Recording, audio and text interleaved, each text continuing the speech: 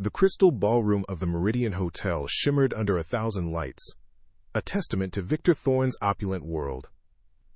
Tonight, it hosted his engagement party, a spectacle of wealth and influence. Amidst the clinking champagne flutes and hushed laughter, Imani Carter, a young waitress, moved with practiced invisibility. But a moment of distraction, a misplaced step, and the delicate balance was lost. A tray of crystal glasses crashed to the polished marble floor, shattering the festive air and drawing every eye. Victor Thorne, his face flushed with champagne and entitlement, turned his sneering gaze upon her. "Clumsy wench! Can't you do anything right? This is why I only hire certain people for important events." His fiancée, Sophia Morales, a woman sculpted by privilege, joined the attack. "Honestly, Victor, some people just don't belong here. Get rid of her, darling. Immediately." Imani's eyes, though downcast, held a flicker of something far deeper than shame. Victor Thorne, emboldened by the crowd's silent agreement and his own boundless arrogance, decided the shattered glasses were not enough of a spectacle. He gestured grandly towards the expansive dance floor. "Wait! I have an idea," he boomed, a cruel grin spreading across his face. "Let's turn this into entertainment. Imani, my dear, you'll dance. A tango against my lovely Sophia." A ripple of incredulous laughter swept through the guests. Victor leaned in, his voice dripping with condescension. "If you win, I'll marry you. How's that for a promotion, More laughter, sharp and mocking, filled the room. Sophia, confident in her social standing and basic dance lessons, smirked. Imani, however, remained a still, composed figure. Her face, an unreadable mask, a subtle hint of an unyielding spirit hidden beneath the surface. For a fleeting moment, Imani retreated, stepping back towards the service entrance, her hands clasped tightly behind her. She drew a deep, measured breath, letting the sting of the humiliation wash over her, not to drown her, but to fuel the fire that had smoldered within for years. A ghost of a memory, a past injustice, flickered in her mind's eye, hardening her resolve. With a subtle, almost imperceptible movement, she adjusted a tiny earpiece nestled in her ear, a silent confirmation that her intricate years-long plan was precisely on schedule. Her gaze met that of a sympathetic kitchen staff member, a quick, knowing glance exchanged between two people who understood the unspoken language of the downtrodden. Imani's transformation was internal, a steel backbone forming beneath her demure exterior. The ballroom held its breath, a long, pregnant silence stretching between Victor's challenge and Imani's response. Then, with a quiet grace that belied her simple uniform, Imani stepped forward. Her voice, though soft, carried a surprising clarity. "I accept, Mr. Thorne." A murmur of surprise rippled through the guests. Her gaze, steady and unwavering, met Victor's. "But I have a condition. You must keep your word. Fully. If I win." Victor, still basking in his supreme confidence and the belief that Imani's failure was a foregone conclusion, merely waved a dismissive hand. Of course, my dear. A man of my word." He chuckled, completely oblivious to the trap he had just walked into. The DJ, cued by Victor's imperious gesture, launched into a classic, passionate tango piece.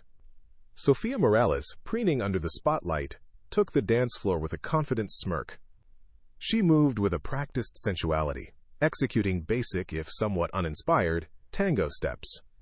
Her movements were fluid, her posture confident, but there was a distinct lack of soul, a superficiality that permeated her every step.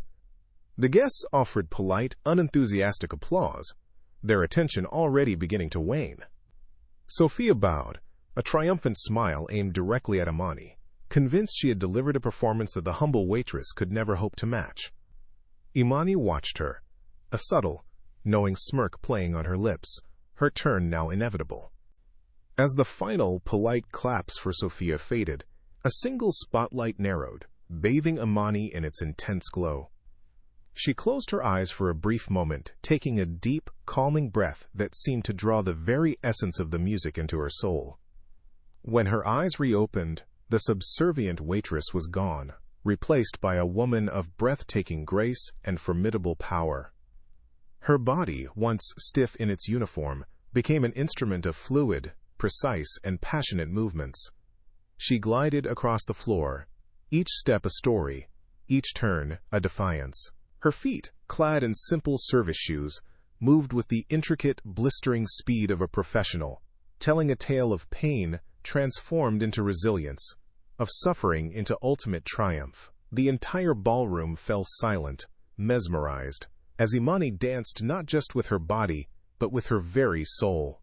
Victor's smug expression slowly contorted into dawning horror, while Sophia's face paled to an ashen white. The final, dramatic flourish of Imani's dance left the ballroom in a stunned, prolonged silence.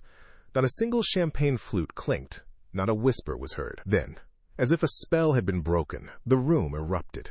A thunderous, unanimous standing ovation rose, filling the opulent space with genuine awe and admiration. Guests cheered, whistled, and stamped their feet, captivated by the unexpected mastery they had witnessed. Sophia, utterly humiliated, stood frozen, her earlier confidence shattered, her face crumpled in disbelief. Victor Thorne, his jaw slack, muttering, "Impossible, absolutely impossible," stared at Imani as if seeing her for the first time. Where did you learn to dance like that?" he stammered, his voice laced with a mixture of shock and burgeoning fear.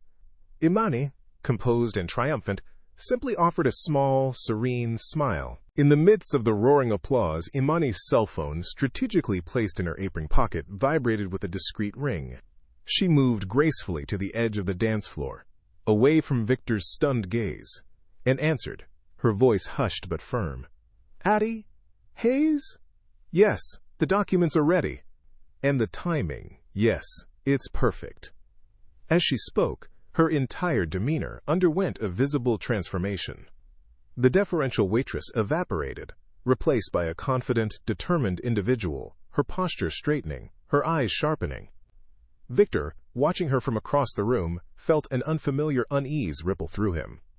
Imani subtly met his gaze, holding it for a long moment, a silent, powerful challenge passing between them that Victor, for the first time, truly understood. Imani returned to the center of the dance floor, her presence now commanding, not subservient. She looked directly at Victor, who still stammered about her unexpected skill. Her voice, now clear and resonant, cut through the lingering murmurs of the crowd. "You asked where I learned to dance, Mr. Thorne?" she began, her eyes unwavering. "I learned at the prestigious Fernandez Academy in Buenos Aires." A collective gasp swept through the guests. "And for 5 years," she continued, "I was not a student, but their principal artistic director and head instructor."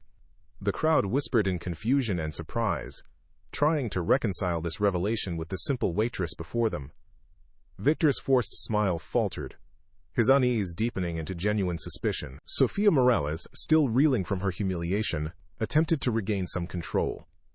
"Then why?" she sneered, her voice dripping with disdain. "Is a principal artistic director, serving champagne in a uniform." Imani's gaze, cold and precise, shifted to Sophia. Without a word, she reached into her pocket and produced a yellowed, slightly creased business card. Holding it aloft, "My career," Imani stated, her voice devoid of emotion, "was destroyed 7 years ago by false accusations of theft at a hotel very much like this one, the Golden Palms Resort in Miami." Victor Thorne, who had been trying to project an air of nonchalance, visibly stiffened. His face, moments ago flushed with anger, now paled as a terrible recognition dawned in his eyes. Imani's eyes, now like chips of ice, fixed solely on Victor. The ballroom was utterly silent, the tension palpable. "The Golden Palms Resort," she repeated, her voice a chilling whisper that carried to every corner of the room, "where your son, Julian Thorne, was the real thief. He stole the jewelry from the VIP guest suite in 2017. A collective gasp reverberated through the stunned crowd. "And you, Mr. Thorne," Imani continued, her voice rising with righteous accusation, "you fabricated evidence, bribed the hotel manager, and had me framed to protect your degenerate son." Victor Thorne's face contorted in a desperate mask of denial. "Lies, all lies," he shouted, his voice betraying him with a distinct tremor. His hands, once so imperious, now visibly trembled, giving away the lie he desperately tried to uphold. Victor's frantic denials were barely out of his mouth when Imani, with a calm, deliberate motion, pulled a small digital recorder from her apron. The device, unassuming in her hand, suddenly became the most terrifying object in the room. With a click, she pressed play, and a chillingly familiar voice, amplified through the ballroom sound system, filled the silence. It was Victor Thorne's voice, unmistakable in its booming authority, yet laced with a sinister undertone. Asterisk, plant the necklace in her locker. Make sure it's found before her shift ends. And the manager who finds it, tell him there's a bonus in his offshore account for his discretion. The recording played, clear and damning, for a full 10 seconds. The guests collectively recoiled, their faces etched with horror and disbelief. Sophia Morales gasped, her hand flying to her mouth, her eyes wide with revulsion. Victor's face, a moment ago contorted in denial, now sagged in utter, complete disbelief. His own words, his own conspiracy, were echoing back at him, unmasking his lie for the entire world to hear. "That recording is doctored! It's a fake!" Victor shrieked, his voice cracking with desperation, but Imani remained unperturbed. From her pocket, she produced a slender flash drive, holding it up for all to see. "This," she announced, her voice calm amidst the chaos, "contains 7 years of evidence. Every detail of your scheme, Mr. Thorne." Just as the full weight of her statement began to settle, the grand doors of the ballroom swung open. Addie, Evelyn Hayes, Imani's lawyer, a woman whose sharp intellect was matched only by her commanding presence, strode in, flanked by 2 stern-faced FBI agents. "Good evening, Mr. Thorne." "Addie," Hayes stated, her voice authoritative and unwavering. "I am Attorney Evelyn Hayes, and these are Agents Davis and Miller of the Federal Bureau of Investigation. We are here to formally announce the commencement of an investigation into your extensive criminal activities." Victor Thorne's posture seemed to collapse, his world caving in around him. "Addie." Hayes wasted no time, her voice cutting through the stunned silence. "Mr. Thorne, for the past 3 years you have engaged in a sophisticated network of illegal activities." She held up a stack of meticulously organized documents. "Our investigation, initiated thanks to Ms. Carter's diligent work, has uncovered substantial evidence of widespread tax evasion, intricate money laundering schemes disguised as fictitious oil contracts, and the bribery of numerous government officials." Agent Davis stepped forward, his voice grave. "We have multiple arrest warrants, Mr. Thorne. Furthermore, your personal and corporate accounts were frozen several hours ago, and your company, Thorne Oil and Gas, is now under federal investigation." A wave of murmurs, disgusted and shocked, swept through the guests as the true scale of Victor's corruption was laid bare. "Addie," Hayes continued, adding another damning layer to the unraveling scandal. "And the Golden Palms Resort, Mr. Thorne, was not merely the site of a false accusation against Ms. Carter. It was also a central hub in a far more insidious operation." She paused, letting her words hang in the air. "Your son, Julian Thorne, was using the resort as a sophisticated distribution point, selling illegal narcotics to high-profile VIP guests." The revelation sent a fresh wave of shock and disgust through the ballroom. Victor Thorne, his face already ashen, now crumpled further, clutching his head in his hands. The public exposure of his son's depraved criminal enterprise was the ultimate blow to his carefully constructed facade of respectability. Imani watched, a grim satisfaction settling in her eyes. Sophia Morales, who had been standing frozen in horror, finally found her voice.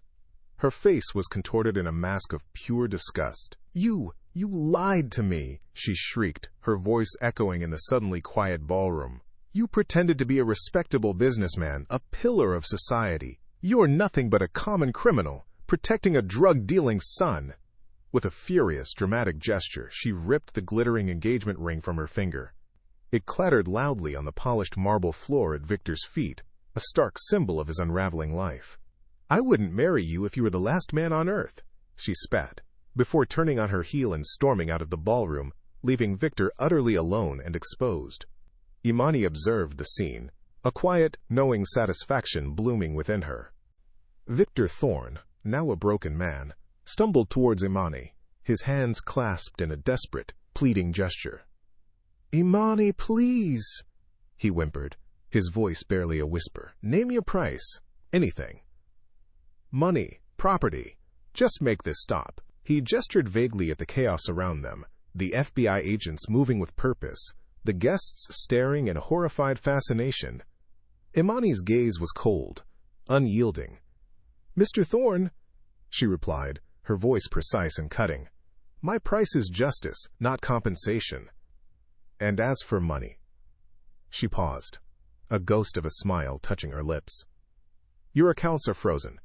Your assets will be confiscated, and your company is under federal investigation. You have nothing left to offer." Her words were a final, chilling pronouncement, sealing his fate. Just as Victor's desperate plea died on his lips, the Meridian Hotel's grand entrance doors burst open once more. A swarm of journalists, undoubtedly tipped off by Addie Hayes, stormed into the ballroom, their cameras flashing like a blizzard, microphones thrust forward like weapons. "Mr. Thorne, are the allegations true?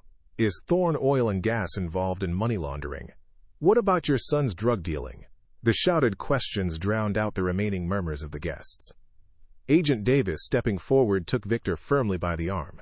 "Victor Thorne, you are under arrest for multiple counts of tax evasion, money laundering, bribery, and obstruction of justice." The cold click of handcuffs echoed through the ballroom as they snapped shut around Victor's wrists. He tried to resist, a pathetic, futile struggle, but the agents were firm. His once impeccable suit now seemed to hang on a defeated frame, his public image shattered beyond any hope of repair, broadcast live to the world by the relentless cameras.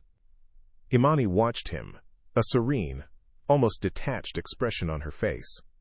As Victor Thorne was firmly escorted away, his head bowed in utter defeat, he managed to twist his body, his eyes, now filled with a desperate, bewildered agony, locking onto Imani's.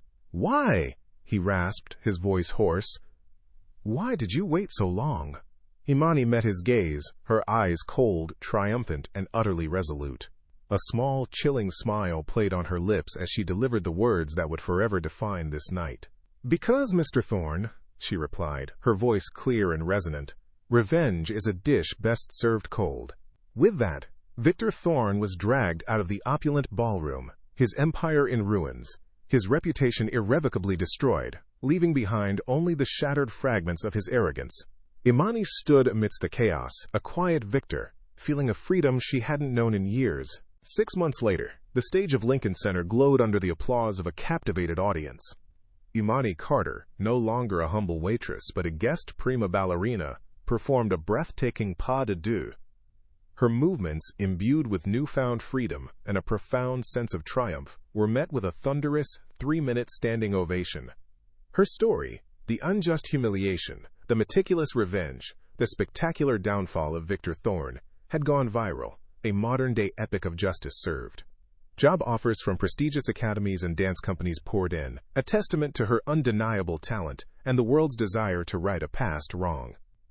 Backstage, in her dressing room, Evelyn Hayes entered, a proud, knowing smile gracing her lips. "That was magnificent, Imani," she said, her voice filled with admiration. Imani, still breathless from her performance, accepted a glass of water from Hayes. "Any news on them?" she asked, the names unspoken but understood. Hayes nodded, her expression grim but resolute. "Victor Thorne received 25 years in federal prison. Julian, his son, got 12. Their entire oil empire was systematically dismantled, all assets seized to compensate their victims and cover the legal costs." Imani listened, a slight, almost imperceptible smile playing on her lips. "And Sophia?" Imani inquired, a touch of curiosity in her voice. Hayes chuckled softly. "Sophia Morales, surprisingly, married a music producer last month. And in a recent interview, she actually praised you, Imani, for saving her from a terrible future. The irony is not lost on me." Imani simply nodded, a sense of deep closure settling over her.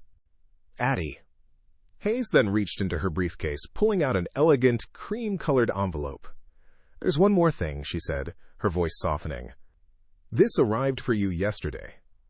Imani took the letter, her name embossed on the front, and recognized the distinguished crest of the Fernandez Academy. Her hands trembled slightly as she opened it.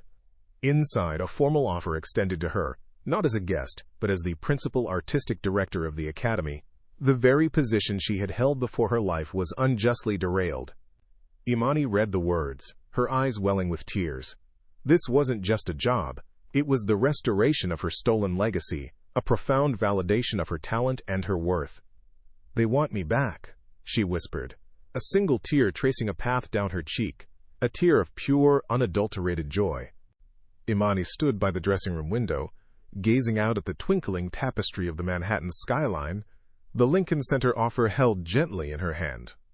"It's an incredible offer, Evelyn," she mused, "but I've been thinking about something bigger." She turned, her eyes alight with a new, profound purpose. "I want to open my own dance academy here in Manhattan, the Washington Dance Academy." "Addie." Hayes listened, intrigued. "I envision a place where talent, not privilege, is the only entry requirement. Full scholarships for young people from underserved communities, not just to teach them dance, but to teach them resilience. To prove that justice finds a way, that you can turn pain into purpose, and that your past does not define your future." Her vision was clear, powerful, and deeply inspiring. "Addie." Hayes regarded Imani with a thoughtful expression. "Imani?" she asked gently. "Did you ever truly hate Victor Thorne?" Imani paused, reflecting on the long, arduous journey. "Initially, yes," she admitted, her gaze distant. "The hatred was a fire, burning hot and fierce. But I couldn't let it consume me. I consciously transformed that hatred into determination, into strategy, into the unwavering patience needed to see my plan through." She turned back to Addie, Hayes, a peaceful, resolved look in her eyes. "Now, I feel pity for him. He had everything. Wealth, power, status, and yet he destroyed himself. He chose corruption, while I, through adversity, was forced to discover my true strength and purpose. In the end, he lost everything, and I found myself." 3 months later, the vibrant energy of young dancers filled a beautifully renovated Soho loft. Sunlight streamed through large windows, illuminating the gleaming wooden floors of the Washington Dance Academy. Imani Carter, now the Academy's proud founder and artistic director, moved among a diverse group of enthusiastic students, offering gentle corrections and encouraging smiles. "The best revenge," she told a reporter, her voice calm and assured, "isn't destroying those who hurt you. It's building something beautiful, something empowering, something that outlasts their malice." She looked out at her students, their faces alight with passion and hope. "And to Victor Thorne," she continued, a faint, resolute smile on her lips, "I offer my profound gratitude, because by trying to break me, by pushing me to the brink, he unwittingly forced me to discover my true strength, my unwavering purpose, and a lifetime of meaningful contribution." Imani watched as the young dancers gracefully leaped and spun, their movements a testament to resilience, a living, breathing embodiment of hope, and her ultimate victory.